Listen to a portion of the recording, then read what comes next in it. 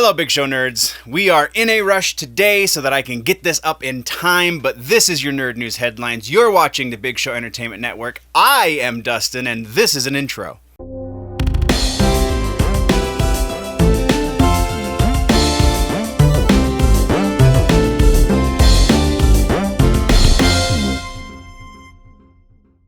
Alright, let's talk TV news. And TV and movies, while not as big as they were necessarily last episode, still pretty sizable because it is that time of the year. So because it is that time of the year, people are talking, things are happening, and we have a lot of things to discuss. So we're going to try and cover them as quickly as possible. And first things first, we have Agents of S.H.I.E.L.D.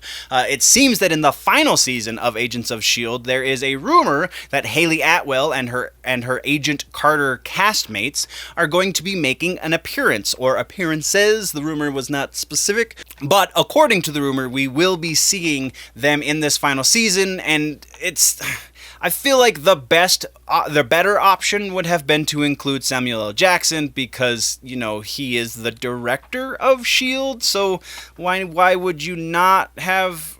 whatever. That would tie it up into the MCU the most tight and proper way in my head, and I feel like in a lot of fans' heads, so it doesn't make sense that you would... yeah, sure, it's a minor fan service when we could have done a major fan service and paid Samuel L. just a little bit of money to show up for 5 friggin' seconds but whatever. I'm ranting, we're moving on. Next, we're talking about Jeffrey Dean Morgan in The Walking Dead Season 10.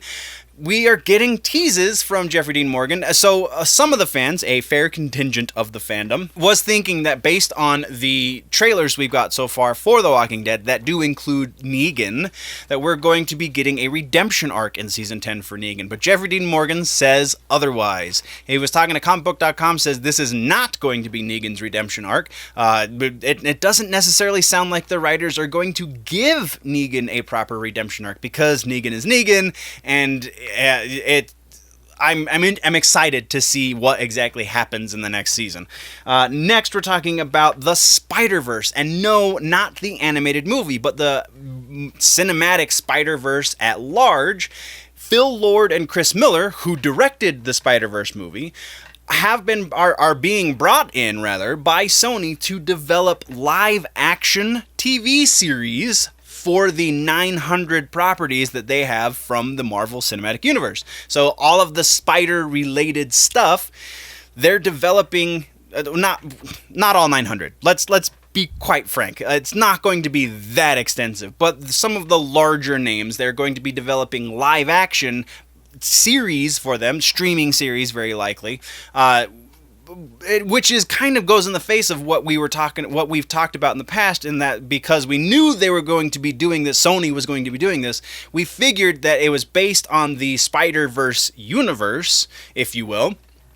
So it was going to be animated. So I'm passing this one off to you guys. What do you think about live action Spider-Verse stuff versus going animated whole hog? Next is another update. We talked about this. It's been a couple of months at this point. The Why the Last Man series that is going over to FX. Brian K. Vaughn, the series creator, the comic book creator, with I can't pronounce his co-creator's name, and I apologize to her for that. Starts with a P. Didn't write it down. My notes sometimes are not the best. I apologize. Anyway, so Why the Last Man, Brian K. Vaughn took to his Instagram to give us an update saying that he just left the writer's room. It is still in active development, though they have not started production. That doesn't necessarily matter because the plan is still to have it out in 2020, which is kind of freaking awesome that they are still on track, even though we haven't heard anything from them for a while. And that's the end of TV. Let's kick over to movies. We got a couple of smallish updates around Venom 2. Yes, we already know Andy Serkis is directing, but Serkis came out and said that not only is he directing, but he's directing a script that is being developed by the original scriptwriter Kelly Marcel and Tom Hardy. Tom Hardy is very active, according to Serkis, or very much involved, quote unquote, according to Serkis, that with the script writing process. So that could be very interesting because Tom Hardy is one of the, if anybody knows the character that Tom Hardy created for Eddie Brock, then it would be Tom Hardy, right? So, but the other smallish update on this is that Michelle Williams has announced that she is in fact reprising her role as Anne Weying, and will be, did I pronounce that wrong? I always say it Weying in my head, so let me know if I'm saying that wrong. But anyway, she will be reprising her role as Anne, and all of the outlets that I've been getting this portion of this update from have it as Anne Weying / She-Venom. I don't think they're going that direction. I don't think we will see She-Venom again, at least not in this movie. Potentially again going forward in the future, but I just don't see that happening in this movie. That's just me, and we're moving on. Next is a quick follow-up to the Quentin Tarantino movie update that we were talking about a couple of episodes ago, where he's saying he doesn't necessarily want to go out on a science fiction movie, so Star Trek potentially is not going to be his 10th movie, and then he was shooting around musings for a Kill Bill Volume 3. Well, now, in a since deleted video on Twitter rather, he is saying that he thinks a horror movie would be a great 10th film in his oeuvre, if you will, because he's been getting some pretty strong feedback on the Spawn Ranch,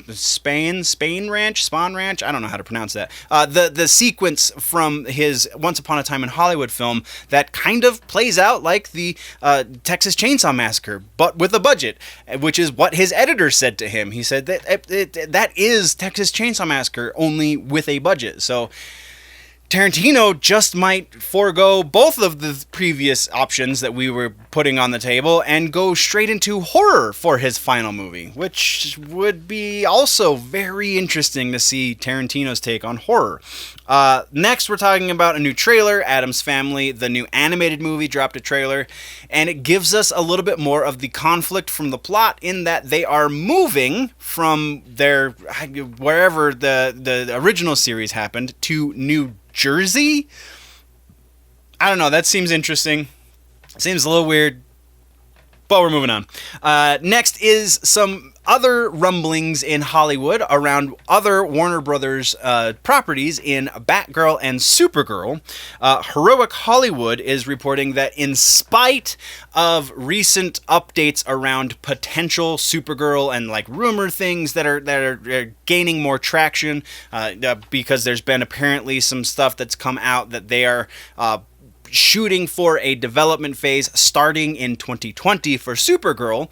According to Heroic Hollywood, they have a source closer to Warner Brothers that says that might be well and good, but the bigger push is for Batgirl, because they do have that script that was written by Christina Hodson. Right now, they are actively looking for a director to direct Christina Hodson's script. So that could put the Batgirl movie in development later this year, and then that puts them at the end of development by 2020, which is when they want to begin development for Supergirl, which is would potentially put them in competition with Marvel, hopefully, eventually, kind of. And then our last piece of movie news is another trailer update, and I'm saving this one for last because it is kind of my favorite trailer from this past couple of weeks, actually potentially from the past couple of months. It is Invader Zim Enter the Florpus, and it's apparently all about pizza.